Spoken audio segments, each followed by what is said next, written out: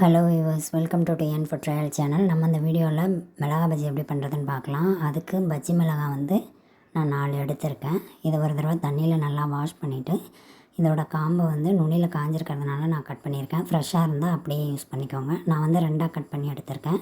நீங்கள் முழுசாக கூட யூஸ் பண்ணிக்கலாம். கட் பண்ணும்போது 2 பக்கமுமே அதோட காம்பு இருக்க மாதிரி கட் பண்ணிக்கோங்க. குயிக்காக நம்ம ஏதாவது ஸ்நாக்ஸ் பண்ணணும், டைம் இல்லை, அந்த மாதிரி டைமில் பஜ்ஜி போட்டுக்கலாம். Best option. இப்போ கட் பண்ண மிளகாயை அப்படியே வச்சுக்கிட்டு இப்போ பஜ்ஜி மாவு நம்ம ரெடி பண்ண போகிறோம். அதுக்கு நான் 250 கிராம் கடலை மாவு எடுத்திருக்கேன்.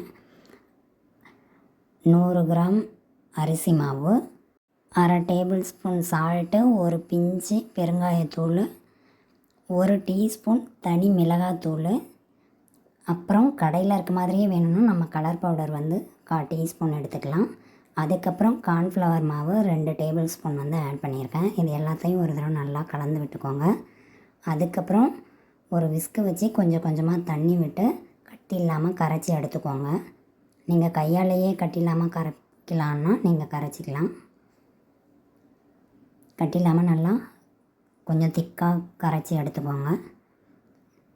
இந்தளவு திக்னஸ் இருந்தால் போதும். சால்ட்டும் உங்கள் டேஸ்ட்டுக்கு ஏற்ற மாதிரி செக் பண்ணிக்கோங்க. இப்போ ஒரு கடாயில் பொரிச்சு எடுக்கிற அளவு எண்ணெயை நல்லா ஹீட் பண்ணிவிட்டு நம்ம கட் பண்ணி வச்சுருக்க மிளகாயை நல்லா 2 தடவை டிப் பண்ணி அந்த எண்ணெயில் அப்படியே போட்டு நல்லா செவக்க விட்டு எடுக்கணும். நல்லா 2 பக்கமும் திருப்பி போட்டு செவக்க விட்டு எடுங்க.